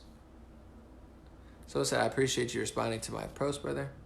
Someone said, what did PragerU do that bothers you? That's a good question. Okay, so listen, I'm friends with Will Witt. He works for PragerU. I love Will. I've never met Dennis Prager. He's probably an amazing guy, but Prager makes lots of videos about Israel, and I think it's great.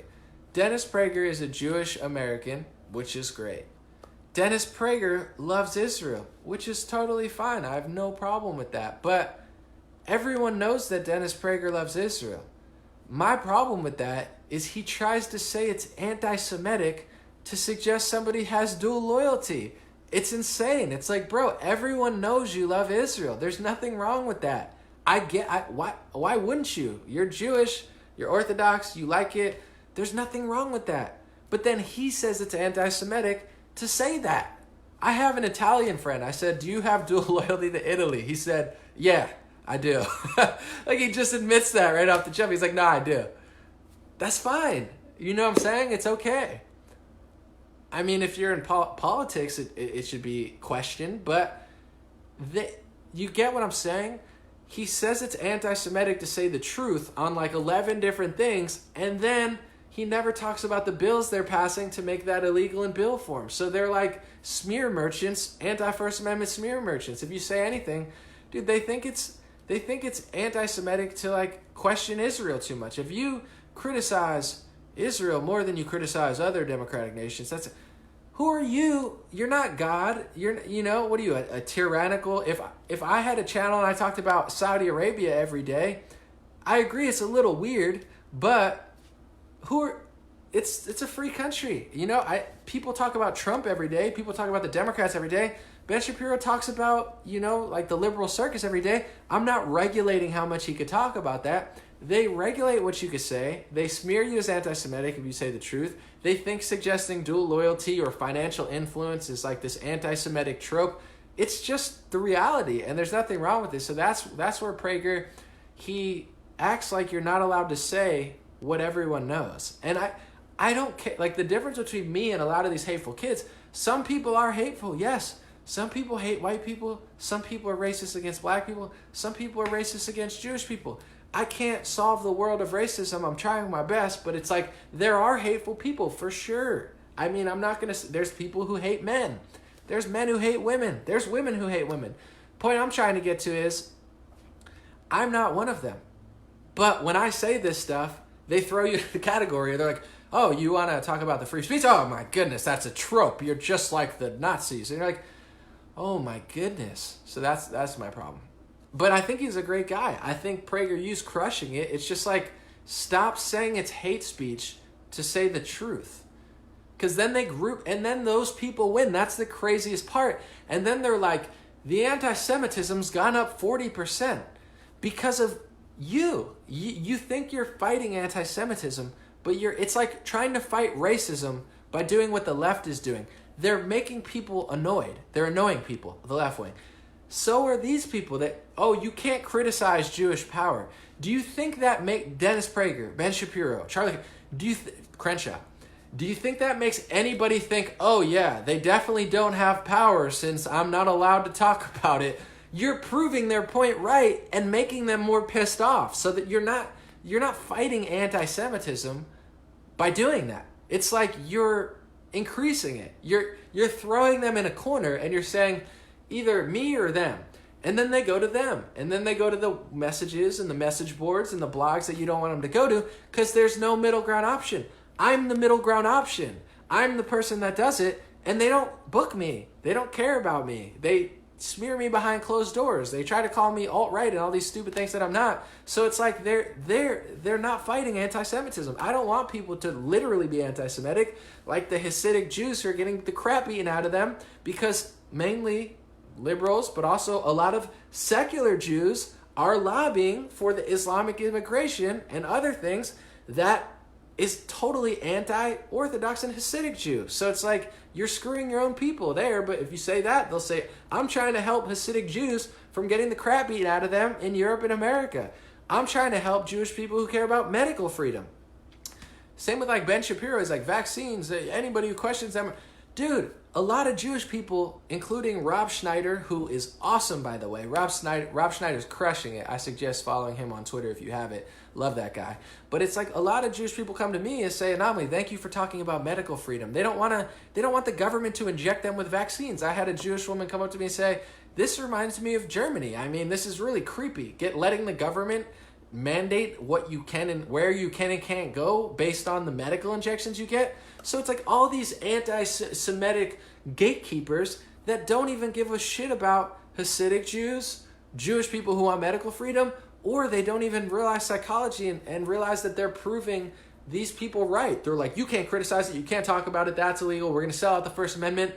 It's only going to make people not like Jews more on the far right. Nothing you've done in the past year at Turning Point or Prager or Ben Shapiro, nothing has convinced them otherwise. That you didn't like. You know who does convince them otherwise? Milo. Everything I'm saying, Milo said on a podcast. He admitted they're hypocrites. He's pro-Israel, he's Jewish, but he knows that they're hypocrites about it. Where's Milo? They banished him. The right wing banished Milo. So they don't help. They don't help people stop being anti-Semitic. A lot of these right-wing gatekeepers, they're selling out the First Amendment, and they make people more anti-Semitic. You make people less anti-Semitic by doing what Rob Schneider does. He doesn't need to pass speech laws for Jewish people. Rob Schneider's an American patriot Jew who loves this goddamn country, and he loves the people of this country. And he shows that not with his mouth and his legislation. He shows it by his actions. He stands up for medical freedom in California. He's one of the biggest voices against mandatory vaccines. He stands up for the freedom of speech. He's never once cried anti-Semitism. He just lives his freaking life. I love that guy. That's how you stop people from being anti-Semitic. It's like Al Sharpton or Don Lemon. Like, you're not fighting racism. You guys are not, you guys are whack. Like, people who, like Kanye West coming out conservative, that's a bigger thing for the black community than Don Lemon and freaking Al Sharpton. You spent your whole life fighting racism and only made people more racist because you suck so much and you're acting like you're doing it on behalf of your whole race. That's what people don't get. You don't legislate speech to stop hate. You just don't suck. And some of the people who suck the most think that they're fighting hate. It's like, you suck. People hate you. And then you act like you're doing it on behalf of your whole race. It's very simple. We don't need right-wing laws or left-wing laws or bills or virtue signals for Jewish people. We need patriots who have morals and values and are funny and honest and likable. This is the spirit of George Washington flowing for the senior citizens right now. Someone said, please don't say goddamn anomaly. I love you, but it hurts to hear. I'm sorry, Mary. I'll go to church this Sunday. I'll pray extra hard. I apologize. Unfortunately, there's only one perfect element of this world, and it's not me, Mary. I'm sorry. I'm only a human, filled with sin, filled with flaw. All right, let's read some comments while we're here. Someone said the BDS movement by modern liberals is gaining popularity on college campuses. Absolutely. Here's the thing. I'll break down. This will probably be the most honest breakdown of like this type of thing. So, if you guys don't know, BDS is a boycott against Israeli products. Something I don't do. I buy the best. If it comes from Israel, it comes from Israel. I'm not part of the BDS movement. However, the left wing, they don't care about, a lot of this is kind of the weird. This is where I get really confused. The left wing is all based on like shade of skin color for the most part. So they don't care about the Jewish victim card. Like, the right wing cares about the Jewish victim card more. The left wing will use it sometimes, but they don't see Israel as Jewish victims, which is not good for Jews. They don't see Israel as, the Jewish race who's been persecuted. They see Israel as just a bunch of white colonizers, So that's what the left wing does. So that's why the BDS movement's growing among liberals at college campuses, because they're not looking at you like a victim. They're just like, white oppressor. Your skin color is too light for them. In my opinion, they're literally all race-based for the most point. It's like, are you black? Then okay, unless you're conservative, of course, then they hate you. But it's like, they're not really buying into the whole Israel thing, in my opinion, based off of like skin color. The right wing, you have the right wing of like gatekeeper conservatives, like I'm talking for. In my opinion, they're overcompensating. They know that the left's doing this. They know that the far right's doing stuff. And they want to help Israel so much that they're overcompensating. So you have the mainstream right wing who is selling out free speech for Israel. So it's like you have the left wing doesn't care, the right wing overcompensating, selling out our freedom, which is not cool, and then the far right who doesn't like Israel either for multiple reasons, but a lot of the reasons are because of they're doing what the moderate right is doing. They're selling out our freedom. So it's like the far right doesn't like them because they see it as not America first. And then the America first moderate conservatives like Charlie Kirk, they do exactly what the far right says they're doing. They sell out our own country and our own people for Israel. Whether it's, the Ben Shapiro's and Dan Crenshaw with their horrible foreign policy that goes against what President Trump wants, or if it's like the moderates and the Kirks who just will do whatever for them. So it's like we're in a really bad situation here where it's like the left wing is all race-based. They see you as a colonizer. The moderate right's selling out America, and the right wing, the far right, is accusing the right wing of doing what they are literally doing. So the moderate right needs to move correctly because they're building hate on both sides, in my opinion. And the craziest thing about all this stuff, for my analysis, is all the left wing, you said it's all this BDS stuff. if you look at left-wing institutions, organizations, it's a huge portion of left-wing stuff is run by secular atheist Jews. That's just reality. So the breakdown of it is hard to wrap your mind around, and it's really confusing, where it's like a lot of liberal secular Jews are running the moderate liberal movement, the modern liberal movement. The modern liberal movement doesn't like Israel. They're doing the boycotts. They see them as the colonizer. They love Palestine, in my perspective, because their skin's darker, and Israelis have lighter skin, and that's kind of the way they see the world. A lot of left wingers, not all. Some of them are deeper than that, but most of them not. And then you go to the right wing, and then you have either you're selling out your free speech for them, or you go to the far right, and a lot of people are very hateful and they're very mad. And I'm not, but I'm like, they're not wrong about like 70 to 80% of what they're saying. They are selling out the First Amendment. They are influencing our politicians. They do have an agenda, and the moderate right wing plays along. So to me, all I can do is be myself. I can't control everyone, but my suggestion to the mainstream conservative movement, like the Pragers and the Charlies and the Bens, and honestly, if they listen to me, they do much better, but maybe not financially, but like morally. You guys are not helping anti-Semitism. Obviously, the left wing is not caring about you guys as much. The Jeremy Corbyns, the BDS movements and such. But also, you're losing the far right, and by doing what the far right says they're doing, they're losing a lot of moderate Republicans to the far right. A lot of people would much rather and I don't mean that as a smear. I just mean like more traditional, more extreme conservative in a way of like actually conserving stuff. So a lot of these kids, they go listen to Nick Fuentes or Owen Benjamin because Nick Fuentes and Owen Benjamin, regardless of what you think about them, regardless of what you want to say about one thing they said one time, they're not wrong about a lot of stuff that they're saying. I'm not them. I'm responsible for what I say. They're responsible for what they say. They shouldn't have been deplatformed. Owen shouldn't have been deplatformed. That's a total, wrongdoing. But it's like people have two options on the right wing, and the further right is more honest. They're less politically correct. They actually like free speech. They actually push the boundaries of free speech. And the moderate right, like the Prager, they do everything that Owen and Nick say that they're doing. It's like they act like it's a conspiracy theory.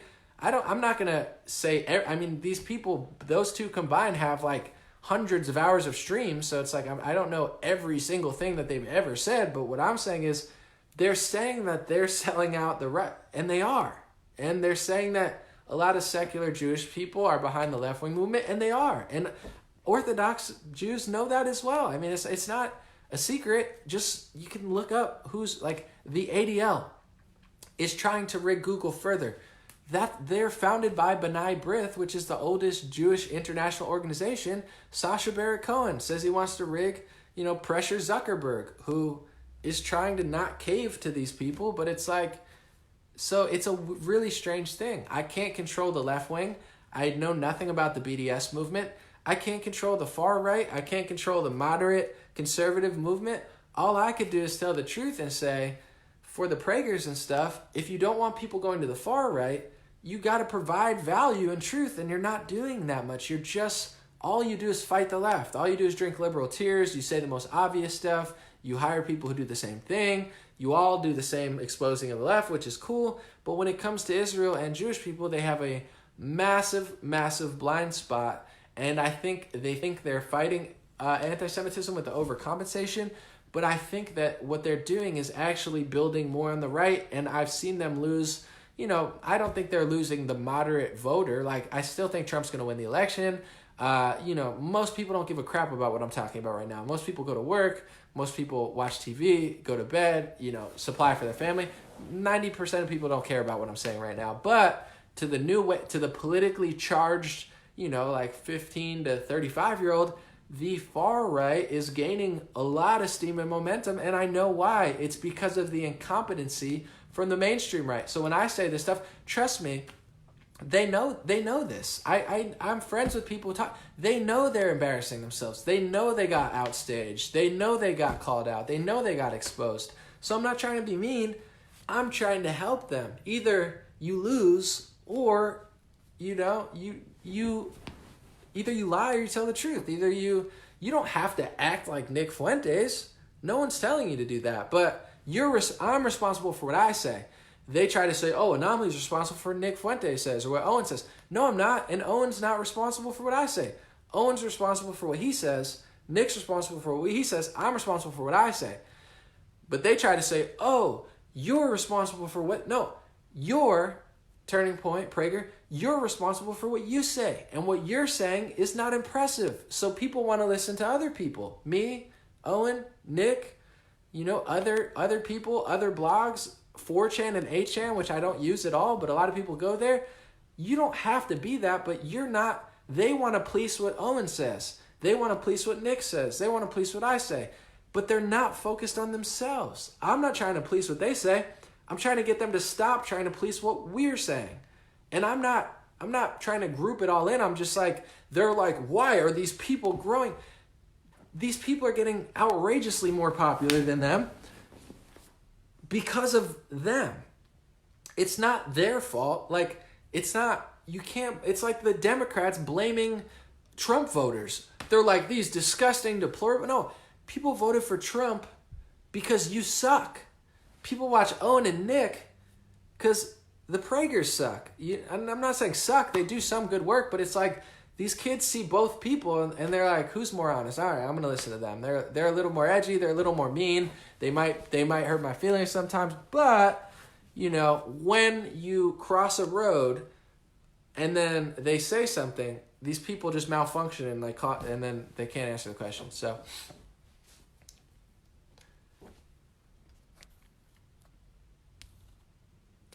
it said, what do we do if Twitter erased our account? We lost our followers. Just shut up. Tracy said, I have no idea. You got to talk to somebody who's got deplatformed off Twitter. I mean, you could file a lawsuit. You could contact them. I'm not really big on Twitter. Honestly, if they deleted my Twitter account, I wouldn't even care.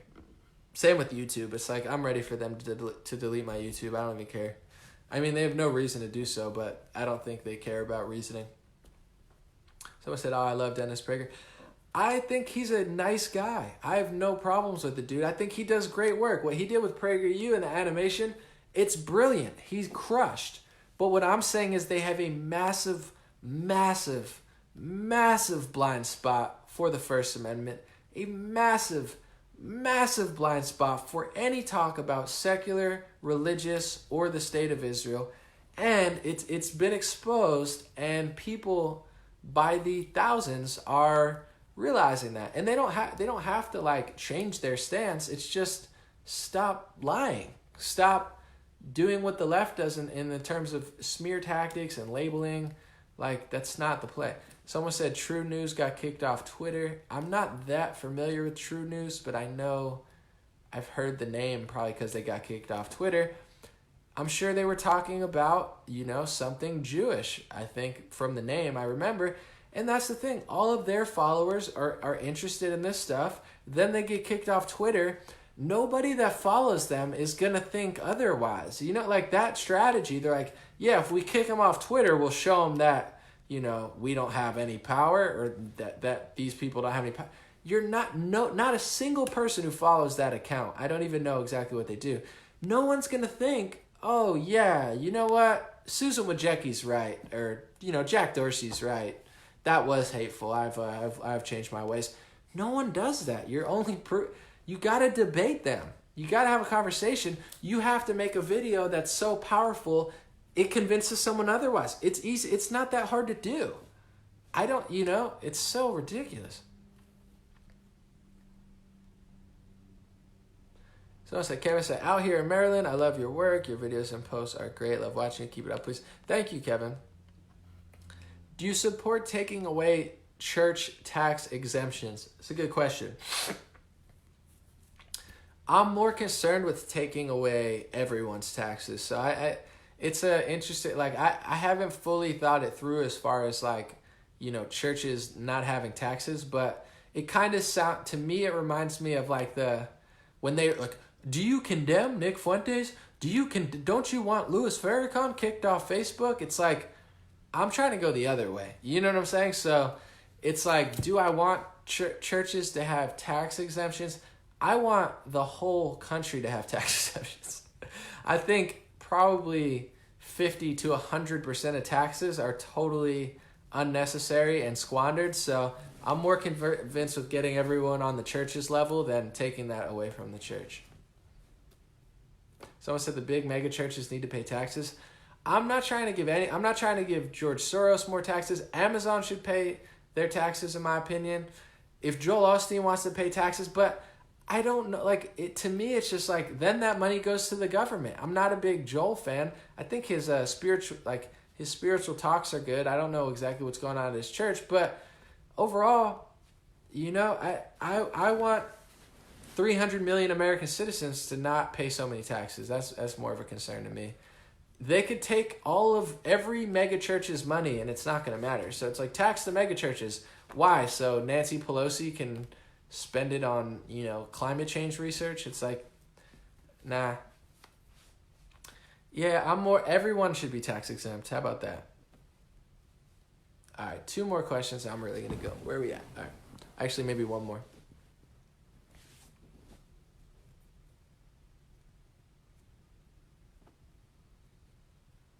All right, I'm trying to read. Someone said, if you don't want your Twitter, I'll take it. I don't know about that. Hold on, I'm going to try to read.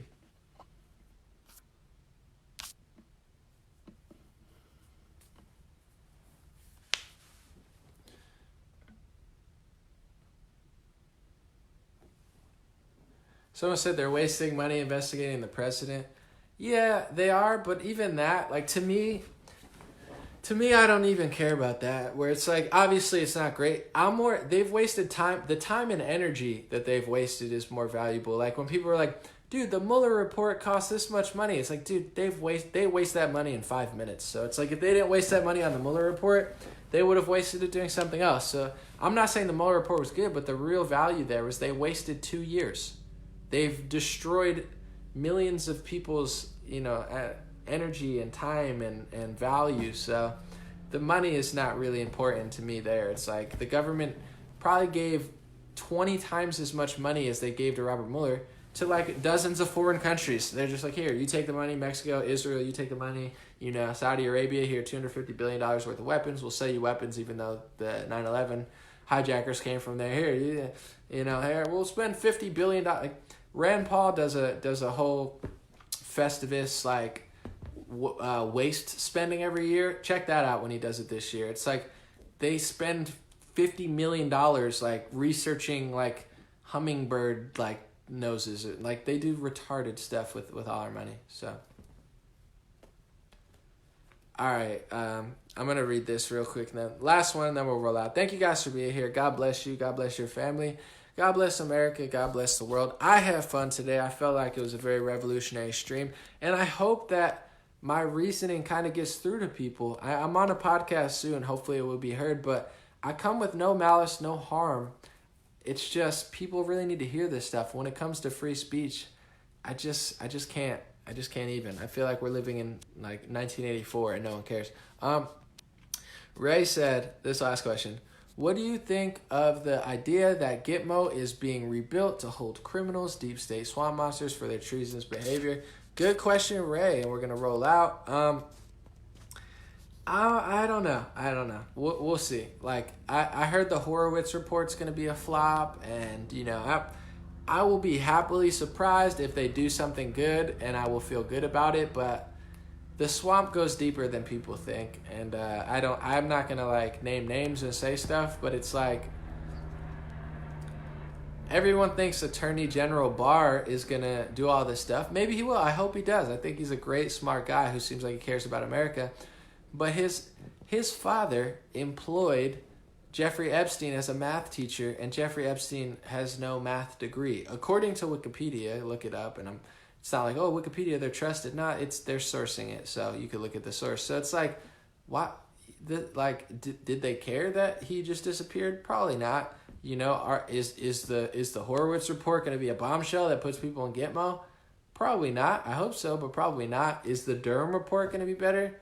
I hope so, but do I think that they're going to get all the bad people and put them in Gitmo, I highly doubt that. But I'm not trying to be a downer or think that, like, you know, maybe if it happens, wow, celebration day for America.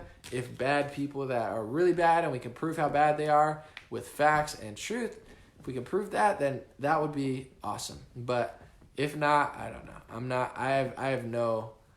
I hope these reports show proof that no one can deny. But I don't know if I think everyone's going to Gitmo. But we'll see. Someone said, I thought anyone could post on Wikipedia. It's kind of like that. I mean, you could source it. They rig it for people that they hate. They're like, oh, right, blah, blah, blah. You know, they can make you look terrible on there. They can frame it in any which way. But the thing about big Wikipedias for big people is it's not easy to just change anything. I mean, you could try, and I think it has to get approved. I don't know how it works, but what I'm saying about the Bar Epstein thing, you could look it up. But if you search Bar Epstein, you're going to get like a herpes virus first, because it's Bar Epstein virus is a virus. But also, I think it's pretty much proven, but you could check that out with his father and the math situation. But God bless you guys. I'll be back soon, and I appreciate you being here.